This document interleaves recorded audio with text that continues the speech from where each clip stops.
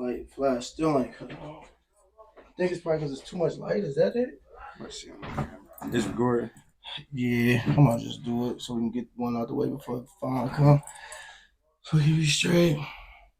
I'm gonna introduce you, then you can just say whatever you want to call yourself. Let me see our topic. Then my topic is what about the? We're gonna do the rap music about the gun. Yeah, man. Whatever you bring up.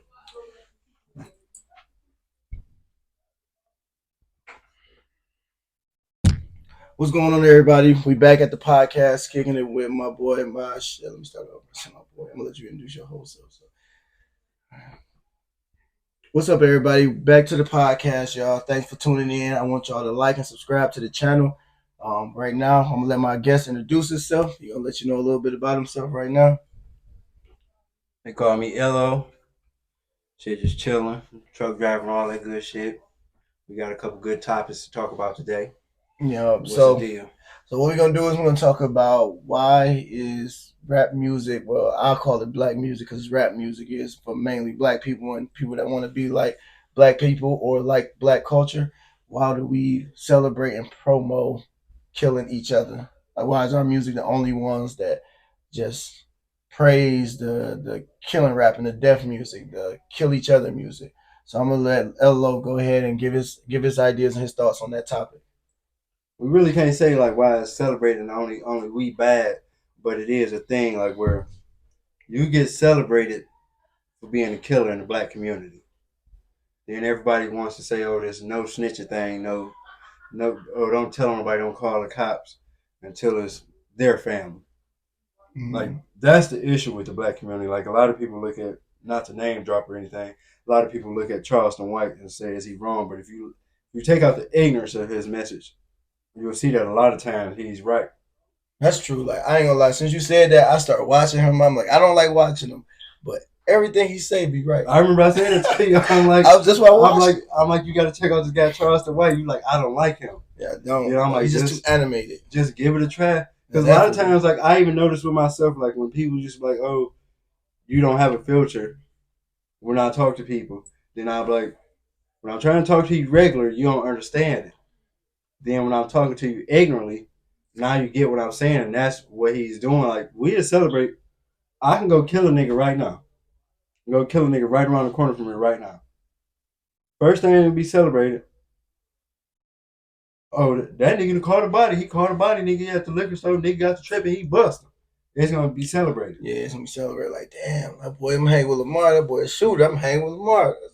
But yeah, that's how they do it though, for real. I get what he means too. Like you just how they just hype you up when you do something bad, but if you're like calm and just trying to explain something to somebody, they don't really want to hear it. But when you just rah rah rah, like you just animate and you just hype, not people, you get everybody attention. But I think the rap music do they they rap about killing each other, robbing each other, and then it's like to me it make the young people think that's cool, and then the young people start to do it, then they want to be a rapper, so then they act like the rapper, so they got to do what the rappers say in their music. Even though, like Elo always say, most of them rappers don't even do what they say they do in their music in real life.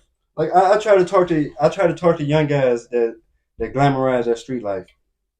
That glamorize that street life.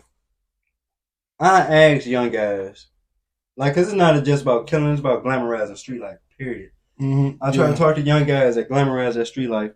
I'm like, oh, how much you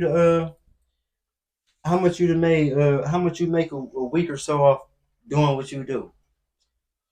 Oh, a couple $100. And I'm like, you can go to work and make that. Mm-hmm. You can go to work and make that and not have to look over your shoulders. I got a good friend of ours. You're your friend of yours too, basically. Like he was a drug dealer for so long. Now after probably 20 years, he finally got a real job. He said he wish he would have been though. He can work a lot of hours like he did in the streets and get a legit check without having to go to jail all them years. Now he one of those workers that work 12 hours, 6 days a week, and he don't care. If you think about it, the only lesson I learned in high school, and I never was a street guy, when the cops come to your school, like the inner city schools, and the cop broke it down, he say, and I never thought about it till I had a friend that was working in the spot. He like, if you break it down, the guy sitting in the spot working for somebody makes less than a motherfucker working at McDonald's. And how many hours they putting in? They putting in You working round the 24 clock. hours. Yeah, you round the clock. You So when all it day. breaks down, like, okay, even if they giving you 500 a week, you working 24. I forgot the math on it, but you making less than a motherfucker at McDonald's. They break it down. You will be making less because you're working 24 hours a day when you can go to work and work a regular 8 hour shift and go home and chill. And every Friday you getting paid. Every other Friday you getting paid. But in the black community, we look at the working man as a sucker. The killer is the cool guy. The killer is the cool guy. The working man is a sucker. The killer is a fucking. Make sure it's The killer is a fucking is a superhero. Yes. I can show you most nickel and diamond. Well, that's all drug dealers are now. Most of them nickel and diamond. I can show you most of them on a bad week. As long as you can see it, you're still going. On a bad week, most nickel and diamond drug dealers. On my bad week, I make more money than you. That's why I tell a lot of guys, because the shit and it all boils back to the rap, because that's what we think is cool. It all boils back to the rap. I tell niggas in a heartbeat, if you can go sit in the cell for free and work for 75 cents a day, 75 cents a day, come hump your ass in the truck and make that shit in the mob. Yeah. And the way I break it down, I'm like, I ain't going off topic. No, can you see us? That's what I'm asking you.